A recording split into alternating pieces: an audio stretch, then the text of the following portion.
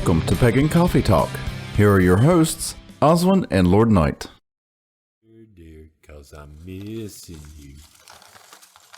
So you did that just so I had to quit singing. You seem to think I actually care.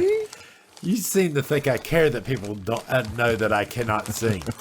In the jungle, the mighty jungle, the lion sleeps tonight. You're scaring the dog. That's real witchcraft right there. Right. God, please be something fun. Please be something fun. I want to do something fun. So today's topic is finding meanings in random things. And sometimes random meanings in everything. I remember tossing this in because I remember we had a student one day called me up and was like, "Oh, look at the rainbow. Isn't it a pretty rainbow? And it looks like it's between your house and my house, like it's arcing over between." That's fine and dandy, but I need to know about this. I don't give a crap about your rainbow. Right. So what is this thing to where one person sees something so, awe-inspiring? Because I remember I was at work one day and I saw some clouds and it was a thunderstorm and stuff. And I'm like, that looks like Thor. Right. Took a picture of it and just sent it. I was having a moment. Right. And I remember getting that picture and I'm like, it's a cloud. Exactly. Why are you sending me pictures of clouds? Why are you? And then I have to point it out. So, I mean, this is what this is about. This is about that stuff where you're sitting back going, huh? Right. So why is it that we do this?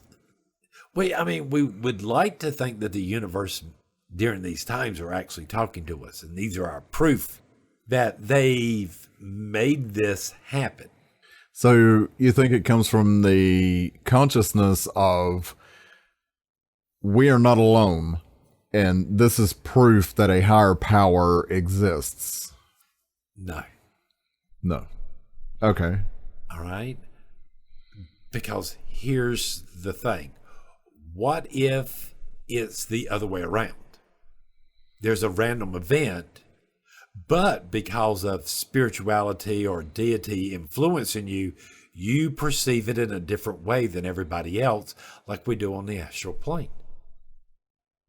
Okay. More like the clouds. Right. Not everybody's going to see the same thing. Makes sense?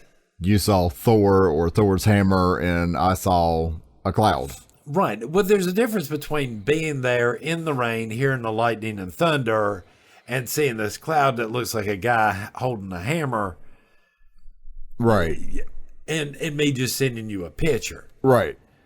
You know, I send you a picture, you're like, okay. Right. You know, again, this just thinks, I just think it was a random moment, but because everything that was going on the way I think, this is what I was thinking of. So but therefore, that's what you saw. That's what I saw. Okay. But my question is, could the divine inspiration there be the fact that people see something in random things? Not the fact that random things don't just happen because they're random things. All right, but I'm still back to, where does this come from? Is this our need to be justified that what we're believing in is real? Or is it an actual connection with deity and it's saying, no, look at this random thing in a different light. Look at it from a different angle. So you're saying it's possible it could come from either one of these directions. Right. Hence the reason why some people will see something and go and be all inspired by it. And other people look at it and go, yeah, okay. Right. I could have had a V8.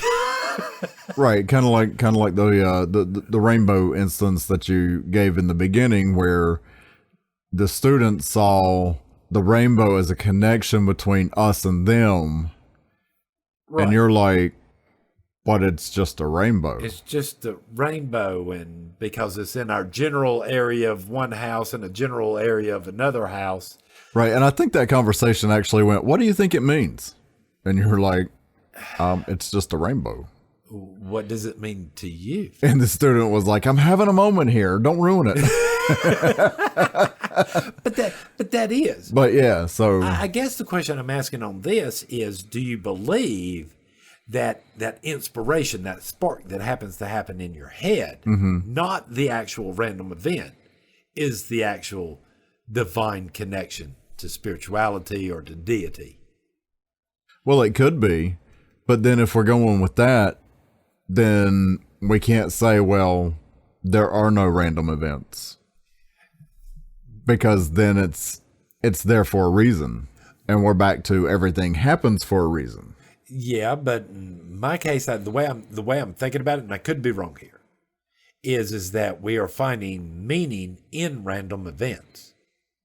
They happen anyway. It just happens you happen to notice it at a particular time when you're thinking a particular way. Okay, but then is it really random? If it's that, you see where I'm going with this. Right. If it's that connection with deity, or that connection with the universe, or whatever you're wanting to call it, is it really a random event? Well, think about it like this. The Last Airbender, the cartoon, not the movie. The movie was horrible. Anyway, when people like me and you watch it, right? We'll sit there and talk for hours about, oh God, all our mysteries are there. Hell, just have them watch this and we'll be done with it. right. And what brings up the question is, are we seeing the mysteries because we know the mysteries? Or are the mysteries actually just there? Because our perception of these concepts are different. So how does that tie into this? Well, in other words, this is a random cartoon. We're assuming that the people that wrote this did not know occult and pagan philosophies. Okay. Do you see what I'm saying? They're just making a cartoon. Right. But yet, in doing so, they put a lot of these spiritual concepts that we talk about a lot and some of our mysteries there. Do we see the mysteries because we know the mysteries? And if you didn't know the mysteries, you would just be like, it's another thing. Right. It's just a cartoon. Right. Do you see what I'm saying? Yeah. What I'm asking is, what if these random events that happen all the time, but just because you happen to be in a different mind connection or different headspace, that you see it in a different way in which it gives meaning to all of a sudden? Okay. Yeah, no, I think that's very possible. Because the thing about it this way, just like, the way dogs and cats behave, and there's times that we portray them based on their facial and stuff expressions, what we think it means. But to them could just be, I got gas. Right. Right. No, it could be your dog coming up to you and doing a specific thing, and you taking that as, oh, my dog wants to play. When in actuality, the dog's just like, hey.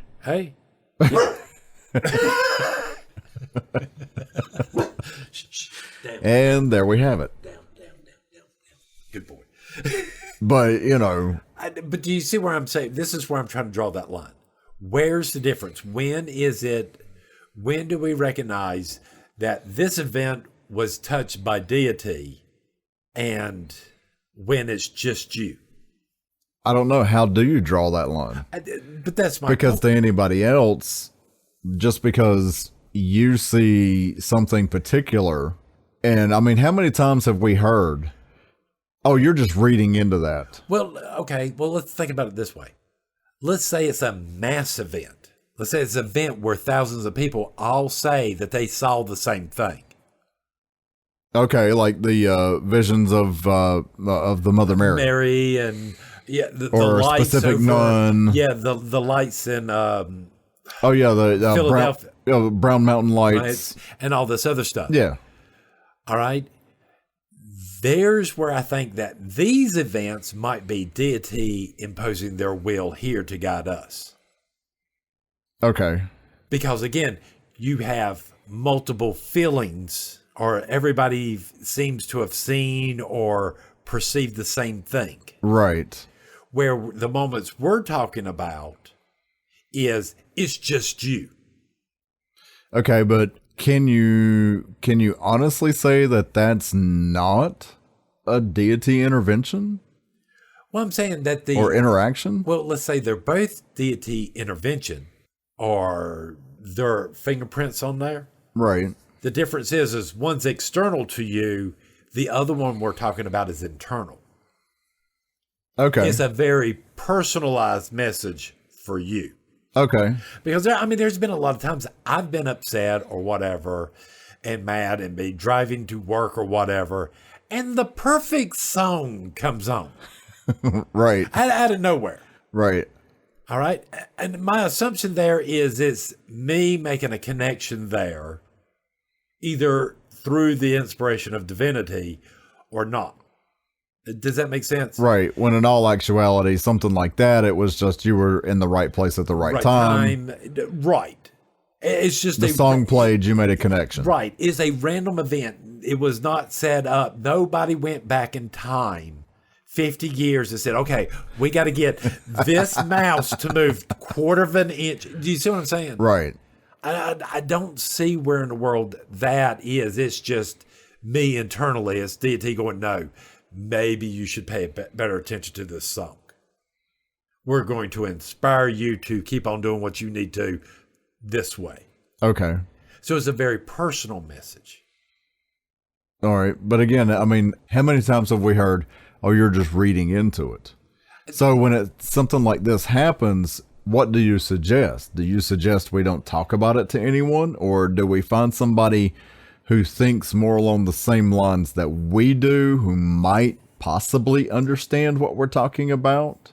Well, I think the best way to sit there and to start off this conversation with somebody is to flat out tell them, I already understand. You might think I'm nuts on this, but here's what in the world happened, and this is how it made me feel. What's your opinion of this? Okay. Do you see what I'm saying? Yeah. That they're already setting up, okay, I already understand. You might not experience this. Just like our analogy with the picture of the clouds that I thought looked like Thor. Right. Without that added info there, you're not in the right mind frame. Okay. But then that leads me to a question of why do we feel the need to share it with anybody? It's that feeling, I think. It was so inspiring to you, you hope it inspires others. Okay. You know? No, I mean, that makes sense. I mean, I know I've had those moments where, you know, something happened and I was so inspired by it, I wanted to share it with somebody, but... And then you did, and they're sort of looking at you going, Okay, can we get to the drinks now? I just, I'm not one. I do not want to be a wet blanket on your moment, but right. this seems more of a personal. I'm sorry if that was to happen. That's probably what I would tell somebody. Is this seems more of a personal thing. Let me let you take a moment. Right. You know, you and your thoughts or whatever. Do you need a rag afterwards? But now, if the person you're sharing with happens to get some inspiration from it, then that's a different story. But right. If you're that person on the other end and you're not receiving that divine inspiration, be nice about it. Don't, Well, and especially if they're starting off with the conversation of, I understand you might not feel the same way about this, but here's the experience I had. Right. I just felt like I had to share it with somebody, right. And you're close to me and I wanted to share that with you. Right. You might just look at me and go, okay. It's all right to tell people, you know what? Sometimes I don't expect an answer. I just need to say it out loud to someone so I can look at you and go, do I really sound nuts? Right. I mean, well, you ask me that all the time.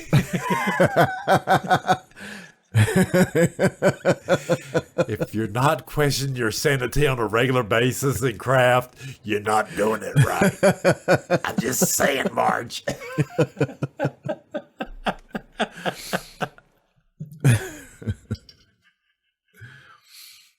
Anything else about this? I think we've beaten this with a dead horse. I think we have. I mean, and I kind of hoped it would go a little bit further, but I think it pretty much covered everything. All right. I mean, the only thing I got to say about this is, yes, please keep in mind that people, especially if you're a priest and a priestess, you have to keep in mind that people have these, and yes, they expect you to be very nice to them about it or something, or like be, oh yeah, you're right, you're valid. But I don't see where in the hell we can actually validate that, knowing what we're discussing here. Right. You know? Well, I mean, again, if you're that person on the other end and you're not receiving that same amount of, or any amount of inspiration from what somebody's sharing with you, it's going to be hard to validate anything that person says. Well, I mean, regarding that situation. But I hate to be this way as a priest or someone. I could look at them and go, hey, this is something you need to put into your book of shadows. Right.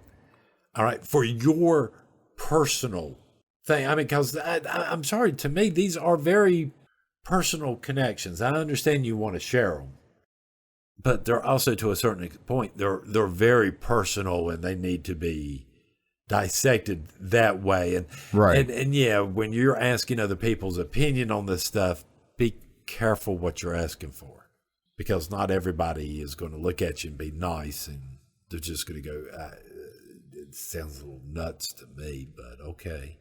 Right. No, not everybody's going to be that way. You know, if it gets you there. Ready for the next topic? Sure. Why is it conspiracy only when things go bad? Why is that? You know, haven't you ever seen people do that? When something goes wrong, they make these really complicated stuff. Oh, yeah. You see it happen all the time. I mean, come on. Look over the past year. Elections and all this other stuff. I mean, anything goes a little kinky, you got conspiracies out there. Right. It's all a conspiracy theory. Like with the election, it was rigged. And of course, how many times over how many past elections have we heard it was rigged?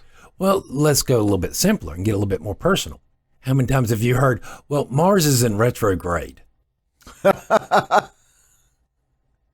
Is that really a conspiracy theory, though? Well, it's one of them things. You're blaming your bad luck on something else. That's the real question. Is there a conspiracy, or is it just stupidity? Well, I guess it depends on what you're talking about. I mean, because a conspiracy, think about it this way. A conspiracy could look like a group of people doing something, right? Even though everybody in that group of people are doing 15 different things. Okay. But from an outside point of view, it looks like there's a bigger conspiracy going on. All right. This person happens to buy this house, then happens to sell it to somebody else who fixes it up or whatever. Suddenly it becomes a conspiracy. Right. Okay. Do you see what I'm saying? Right. You were trying to buy a house one time. Uh-huh. And then the woman's husband got involved and then sold it out from underneath you and this other stuff. Yeah, yeah. All right. Technically, that looks like a conspiracy. Yeah, no, that looks like a conspiracy. All right, but from our point of view, but you looking at that woman had nothing to do with it. It was just her husband was going into a completely different direction than she was. Right. Her husband was a dick. Right. But do you see what I'm saying? It wasn't a real yeah, it was, but it wasn't at the same time. Right. You know, it wasn't that. But it's that type of thing where you look at something and you think they're doing this to sabotage whatever. Right. When in all actuality, is it that, or is it just that certain things happened in a certain manner that made it appear that way? Or how about this? You're working with coworkers and their behavior is a little weird, and they keep on doing stuff that makes you maybe look bad. You would consider that a conspiracy. Yeah, I would think they were trying to get me fired or something. All right, but what if they're not? Do you see what I'm saying? Yeah. What Well, if I mean, I had something like that on a small scale happen once. Right. Where me and a coworker were having a conversation, and she was a little bit loud with what she was saying, and somebody heard portions of our conversation, not necessarily what I said, but heard portions of that conversation, and she went and reported it to the supervisor, saying that we were saying terrible things about her and that we were, trying to run her off, when that wasn't the case. We weren't even talking about her. Her name was never mentioned. We were having just a general conversation. Yeah, now here comes the question. What makes us do this? I don't know. I don't know what makes us paranoid. Yeah, but do you see what I'm saying though? Because that's exactly what it is. It's just people being paranoid. What are you being paranoid about? But now, did that come from like some past trauma? Or is it a mental issue where maybe you have anxiety about something and you need help and treatment? Is it, I don't know, is it just a mentality that everybody's out to get you? I have no idea. I mean, I'd be scared if I had to go around thinking anybody was out to get me. God, I know. God, I couldn't live like that. I mean, I know I'm not the nicest person in the world. What? You do come across as abrasive. Who, me? Nah. Smooth as peanut butter. Right. Like smooth as nails on a chalkboard. I mean, but what makes us that paranoid? What makes people think people are out to get you? Even as a society, what makes us think that the government's even smart enough to do a conspiracy? I mean, I hate to be this way, yes, with all the people that could have to be involved in some of these things that you hear, somebody would have snapped by now, I think. Yeah, I mean, I look at things like, the JFK conspiracy theories. The amount of involvement it would take that they're saying happened. When you look at the amount of people, is that really something that's possible? Is it plausible? And is anybody really smart enough to come up with something like that and pull it off? Well, I mean, pull it off, not only just pull it off, but to keep it. Right. I mean, to keep it a secret so that the truth never comes out about it. I mean, I'd hate to be this way. What secrets do you have that you've kept for all these years and never told anybody? I will never tell. And we'll leave it at that. Because I have a few. But seriously, I don't know what makes people paranoid like that. See, I don't either. Unless they got things to hide themselves. Well, I do know that is a good point. I do know that at some point, if you're continuously hiding or lying about something or anything along those lines, eventually it's going to wear on you mentally. And you're going to wind up saying things like, they're out to get me.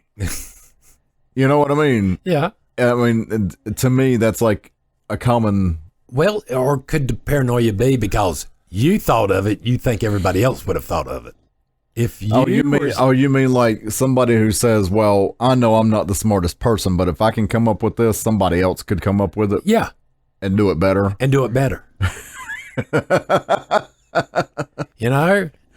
Yeah, I could see that. I could see a lot of situations I remember while I'm working and all this other stuff where I could sit back and kind of go, if I was a paranoid person. Yeah, did you see what I'm saying though? Right, but then you've got those people that perk up when they hear those words and they're like, what, paranoid? Paranoid? What? Oh, what are you talking about now? Paranoid? No, I'm not paranoid. Who are you? But yeah. Right. Is that where it comes from? Is it caused by our own deviousness? Oh, that's a good question. And that's where this really comes out with. Because you could see yourself doing this, so therefore you automatically assume everybody else will. Right. And I'm still thinking in my head about the situations where it looks like a conspiracy, but it really ain't. It's just really people going on about their business, and it's just the way you're looking at it that makes it look. Right, it's perception. It's perception that makes it look paranoid. But now what about that? Again, that goes back to what makes people perceive things that way. You know what I mean? Well, like I said, is it a past trauma? Is it a past experience? Or is it that whole thing that we were just talking about where you're hiding stuff? And I think it is your own guilt. And it's your own deviousness coming out. Because if it was you, on the other hand, you would be doing this. Well, I guess I'm the oddball because I don't follow conspiracy theories and I don't think anybody's out to get me. Well, I mean, but that's what I'm talking about. There are people out there and you don't even think about it. You just go about it. True. Their day, and they don't think about this. And you would be one of those people that might look like they're part of a conspiracy when they're not. You're just going about doing your day and your thoughts and your own little world. Right. You know what I'm saying? And somebody else could be like, well, he's trying to get my job. He's just doing his job. Right. Again, it's that perception. Don't get me wrong. There are some things in our world. There's a lot of things in our world that are objective. Objective reality. Sky's blue, clouds are red. I mean, clouds are white. Right. Yeah. The earth turns, the air breathes. You know what I'm saying? Right. But there are certain things about our life that we do in our heads. And I think the majority of the times we put our feelings off on other people. We do the same thing. We do the same thing during funerals and weddings and all this other stuff. Right. Wishing them well and the whole 9 yards. And we mean it. We want it to, but, I still think that somewhere in the back of our head, you still got those people where I give them 6 months. Right. Yeah, you know what I mean? Mm-hmm. But that's behavior of the individuals and allowing that to influence them, I guess. Does that make sense? And so I guess that's kind of where, like you and I, we don't really fall into that because we don't allow that influence to happen. No. And that's primarily because of our path. I mean, it's the way. Well, most witches I know can get pretty blunt real fast. Well, yeah. It's straight to the point. It's like, really don't have time for bullshit. So, or is this what you're trying to do or not? Just let me know so I can move on with my life. I think that's why, the majority of the time we don't pay it too much attention. And we'll sit there and tell people, I might not do that. So I don't know. I mean, do conspiracy goes on? Are there plans made behind closed doors and people don't know about them? Yes. Could be. Well, I mean, being in management, there was a lot of information. I knew that my employees didn't know, and I knew it was going to be 3 or 4 months before they found out. Right. And you have to keep your mouth shut. Technically, that's a conspiracy. Yeah. Yeah. Yeah, I could see that. I mean, it doesn't matter what it is. It could be changing of work schedules. It could be raises or anything like that. Right. It's not necessarily a bad thing, but no, but it is a conspiracy to withhold information. Right. And the majority of times sometimes when people get that information, it's kind of maybe on little shaky grounds. We're trying to do this. We'll know in a couple of months. Right. But don't say anything. This is what we're working on. We still want management to prep for it. Right. All right. Because it's looking that good. But it doesn't mean it's going to happen. So if it doesn't happen, is it still a conspiracy? I suppose. I mean, I guess if somebody finds out. Because when we hear the word conspiracy in regular things, it's kind of done cheek and tongue. Yeah, a lot of it. But I mean, if you look at conspiracy, conspiracy denotes something sinister. Does it? Well, when I think of conspiracy, yeah, I think of something, I don't know, secretive and behind the scenes, and I automatically go to something sinister. All right. And what about a surprise birthday party?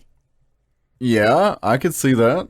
All right. That's something secretive and conspiratorial, but it's not necessarily a bad thing. True. No, it's not. I don't know why I always go to that when I hear the word conspiracy. Well, I guess that's part of what in the world this conversation is about, is why do our minds go there? Because you're not the only one that does that. No. Well, okay.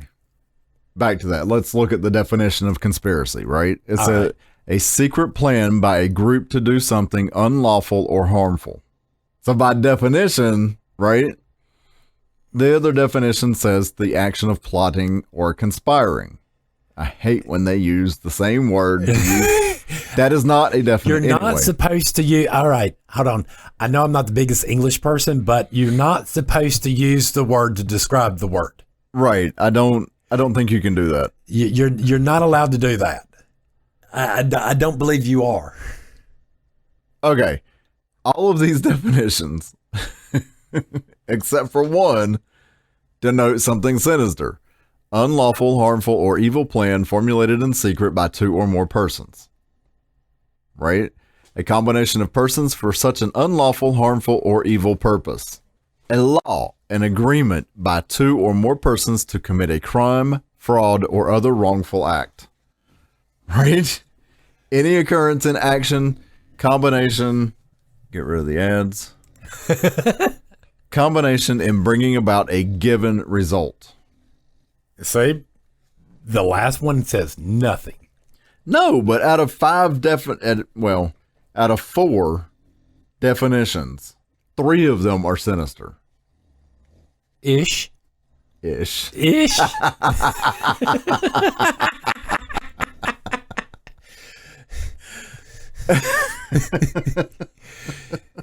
This is not how we talk at the evil, At the evil convention? At the evil convention. I'm No, just it's saying, that world domination club really needs to start moving more. I told you I'm working on the shiny pants. We got to get those in place first. But here's the question is, again, I'm still back to asking, what makes us that paranoid? I mean, because we believe that you cause your own problems. So these people after you, what did you do to them? Right. What did you do to deserve whatever it is you think you're getting? I mean, I've heard employees kind of get together and try to figure out a way to get rid of their boss. Oh, yeah. On more than one occasion. Oh, yeah. And I have been the source of that more than one occasion. See, I knew it. You are evil. Oh, no, I was the one they were trying to get rid of.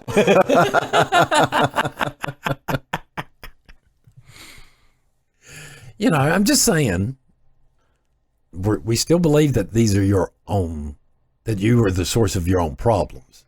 So, I mean, the question is if your employees are trying to plot your demise, I guess the question is what did you do to deserve it?